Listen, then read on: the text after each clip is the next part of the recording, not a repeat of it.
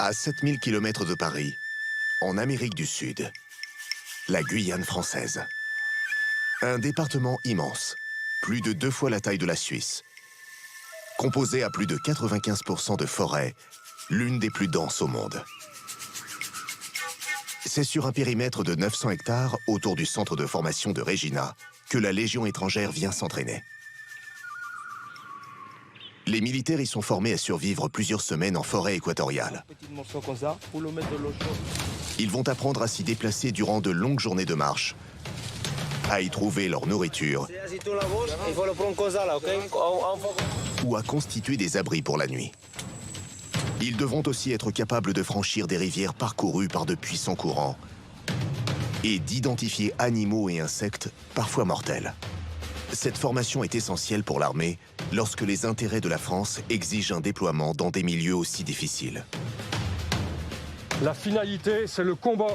Sans le feu, envoyer des hommes combattre en milieu équatorial serait très risqué. Les légionnaires vont devoir s'adapter à un milieu où tout est fait pour rendre la vie des hommes impossible. Végétation, climat, animaux, insectes. La Légion, un corps d'armée qui permet d'intégrer des soldats étrangers dans l'armée française et offre la possibilité de quitter une vie compliquée, de repartir à zéro, de laisser un pays en guerre derrière soi. Puissants, rapides et capables de se déployer sur les terrains les plus difficiles, les légionnaires interviennent sur tous les champs de bataille où la France est engagée. Durant les 13 jours de leur formation, les légionnaires vont réaliser plusieurs exercices. Survie en forêt armée d'un simple couteau pour chasser. Parcours d'obstacles à franchir dans des conditions extrêmes. Traversée de rivières aux courants imprévisibles. Et l'incontournable piste brancard, celle où les soldats doivent transporter un des leurs dans les marécages et la boue. Un exercice épuisant pour le mental et le corps. Pour cette première journée, les légionnaires vont se focaliser sur les arbres. Connaître ceux qui peuvent alimenter un feu, ceux qui donnent des fruits, mais aussi maîtriser la technique pour grimper en haut des cimes et dégager des zones de posée d'hélicoptères en pleine forêt.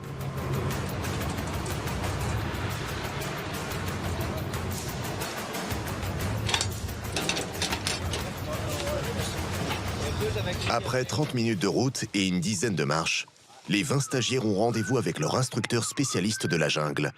Ils forment des légionnaires depuis 5 ans au feu. Ok, nous on est militaires. Grimper à l'arbre, ça nous sert plutôt pour le transmetteur. Ok, quand on arrive quelque part, on n'a pas de réseau, on est le transmetteur, on grimpe, on met l'antenne filière en haut, comme ça elle arrive à capter. Pour la Vega, nous soit pour les transmissions. Ensuite, si vous avez faim, vous avez des fruits dans les arbres, vous pouvez aussi y accéder pour aller chercher à bouffer. C'est bon jusque-là?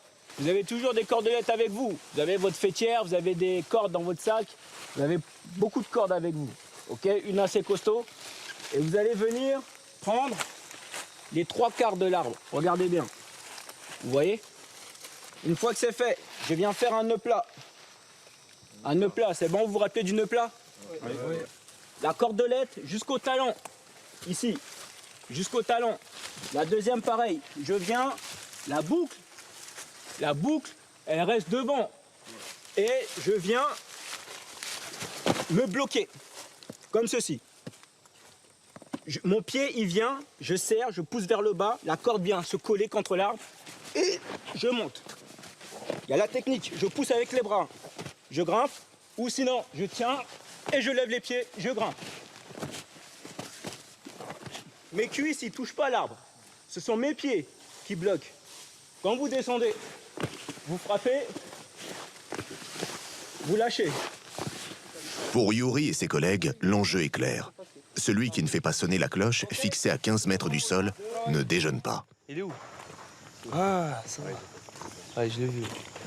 Putain, c'est loin quand même. C'est en hauteur, hein? Ah, c'est qui mange pas aujourd'hui? Non, il est trop grand, je pense. Il est trop grand, resserrez-le.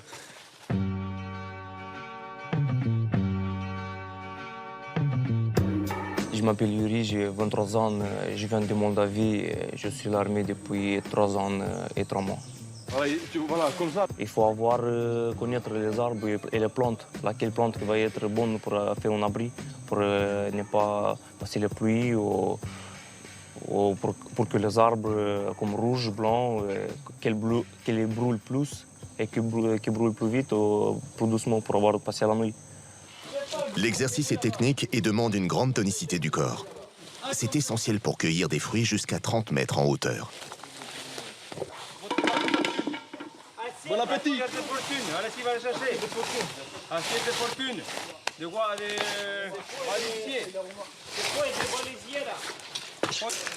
Là, c'est pas difficile, mais il faut avoir un peu de technique. Vu qu'il n'y a pas d'entraînement pour ça, la première fois, on trouve un peu de difficultés. Mais après, c'est bon, dès que tu prends ton cadence, il faut envoyer, il ne faut pas relâcher. Dès qu'on va relâcher, on va tomber. Vous êtes content? Oui, je suis content parce que là, on va manger.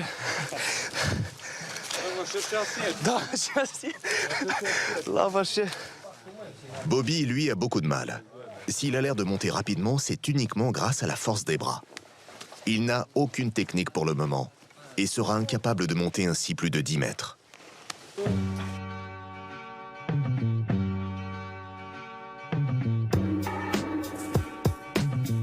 Je m'appelle Bobby, j'ai 21 ans et je viens d'un régiment des forces spéciales. Il peut éventuellement arriver qu'on soit amené à venir dans ce genre de milieu-là. Bobby est un cas à part dans ce stage de la Légion. Il faut talon, il faut connaître. Il appartient au 13e régiment des dragons parachutistes. Un régiment qui fait partie des forces spéciales. Leur mission est d'obtenir des renseignements sur les territoires ennemis, des interventions à très haut risque. Ici, la présence des dragons parachutistes comme Bobby, dans une formation à la survie en forêt, est toujours un événement. Ces soldats-là sont rares et doivent rester anonymes. Les dragons sont particulièrement respectés par les légionnaires et l'encadrement. Ils sont vus comme une véritable élite de l'armée. Mais pour Bobby, les débuts sont difficiles. En fait, j'avais pas la technique pour monter à l'arbre et j'ai échoué 3 fois et je suis allé m'entraîner dans mon coin parce que je pars du principe que je reste jamais sur un échec. Puis la 4e fois, je suis monté. Voilà, c'est tout. Mais il est hors de question que je monte pas cet arbre, quoi. Impossible pour l'un des membres des forces spéciales de rester sur un échec. Bobby réussit finalement l'épreuve à la 4e tentative. Seuls 3 légionnaires n'auront pas fait retentir la cloche accrochée en haut de l'arbre. La première journée est loin d'être terminée pour les légionnaires. Ils ont rendez-vous avec l'une des épreuves les plus périlleuses du stage, celle de l'abattage d'arbres pour établir une zone de posée d'hélicoptères. Il faut dégager un périmètre suffisamment grand pour qu'un appareil puisse atterrir en pleine jungle. Un exercice très complexe dans cette forêt très dense. Je pense que si je le fais bien tomber dans cette direction-là, c'est bon. C'est ça. Ouais. Avant d'abattre un arbre, Yuri doit nettoyer la surface tout autour. En cas d'urgence, il faut pouvoir s'échapper de la zone de chute et ne pas buter sur une racine. Si le bûcheron se met en danger ou fait courir un risque autour de lui, l'instructeur peut décider de l'exclure de la formation. La sanction est définitive. Là, si vous me dites que vous êtes bon, je dis, j'interviens seulement si vous faites des grosses couilles, sinon je n'interviens pas. C'est bon. Ok. On le joue. Prends le matériel. Prends tout ce qui se coupe. Dans cette épreuve, Yuri doit abattre l'arbre le plus rapidement possible et surtout dans la bonne direction.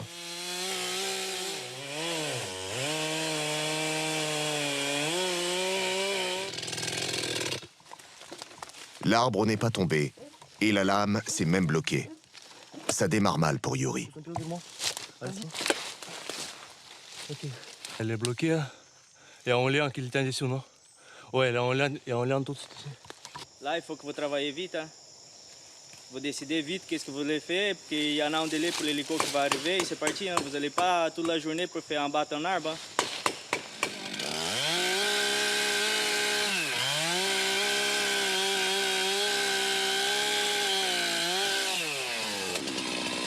Yuri n'a pas de chance. Son arbre est bloqué dans sa chute par une liane. Et il menace de tomber n'importe où à présent. C'est un échec pour cette première épreuve. Mais le légionnaire a encore plusieurs arbres pour se rattraper, dont certains beaucoup plus imposants.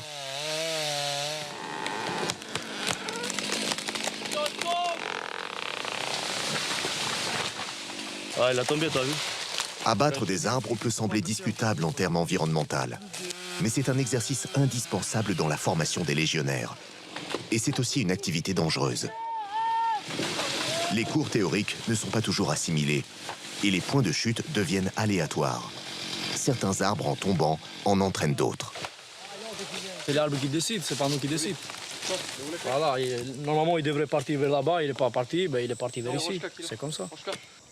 Un arbre qui choisit lui-même la direction où il va tomber, c'est l'inverse de ce qu'apprennent les formateurs. Ce qui est sûr, c'est que l'abattage des arbres fait tomber des cimes toutes sortes d'insectes sur les stagiaires. Comme cette chenille ultra urticante. L'effleurer avec la main et c'est une terrible brûlure qui s'étend sur tout le bras. Celles-ci d'ailleurs sont tout aussi dangereuses. D'autres, comme ce criquet géant, sont inoffensifs malgré leur taille démesurée. Il n'est pas dangereux, mais après il a des scorpions, il a des migales. En forêt, ce ne sont pas forcément les insectes les plus impressionnants qui sont les plus dangereux. Les abeilles noires font partie des plus redoutés. Là, ça pique et puis le problème c'est que ça attaque en essaim et du coup on peut avoir de multiples piqûres. Il y a énormément d'espèces qui nous piquent comme ça en forêt. Elles sont là sous les feuilles à l'abri de la pluie. La dernière fois je me suis piqué par les guêpes comme ça. Partout dans la tête 10 comme ça, bam bam bam bam partout putain. Je m'appelle Nicolas, j'ai 30 ans et je suis serbe. Ça c'est un stage, je pense qu'il était très intéressant et ça me permet d'être à l'aise en forêt, d'être autonome en forêt. C'est les petites mouches, petites guêpes, c'est pas les jaguars et les anacondas qui chient. Waouh, regarde, il y a encore des mouches là juste à côté. Ouais, une autre espèce là. Pour Nicolas et son binôme Ressus, l'épreuve du bûcheronnage va s'avérer être des plus compliquées. Leur instructeur les emmène dans une zone très dense où il est difficile de progresser. Les arbres gigantesques sont ici tous reliés entre eux par des lianes et des racines. L'effet domino quand un arbre tombe est un risque majeur pour la sécurité des stagiaires.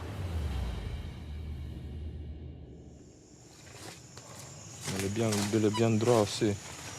La canopée, le point culminant où se regroupe le feuillage, empêche ici le soleil de percer. Il fait très sombre, ce qui rajoute à la difficulté d'établir un périmètre de sécurité autour de l'arbre à abattre. Le but étant de sectionner les lianes et les racines qui seraient accrochées entre elles. C'est multirisque. On est sur un tridimensionnel.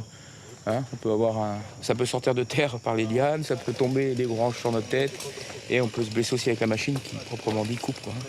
C'est très complexe en métropole, c'est encore plus complexe que les tropiques. Tu t'appliques bien sur le perçage. Tu ne fais pas ricocher comme tout à l'heure, hein. Tu ne perds pas le contrôle de la machine. J'aurais pas dû le voir, ça.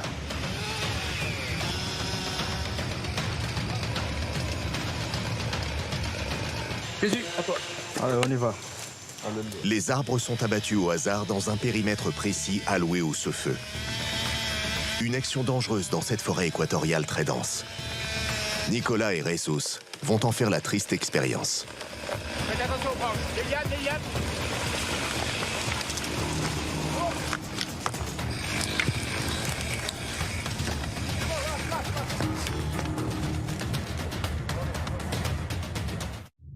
Les 21 militaires en opération de survie ont commencé par le tronçonnage des arbres. À peine le stage commencé, un premier drame vient de s'abattre sur le groupe.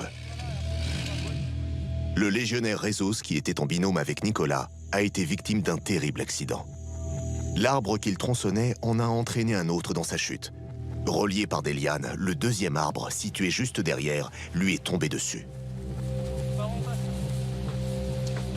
Ressus est rapatrié d'urgence au Sefeu, la base d'entraînement, pour être évacué vers un hôpital à Cayenne. J'ai eu peur pour lui parce qu'il était juste à côté de moi.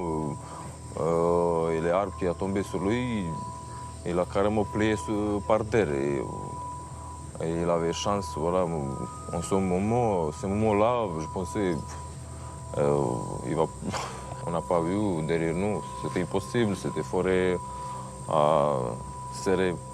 Et tous les arbres ils sont trop serrés.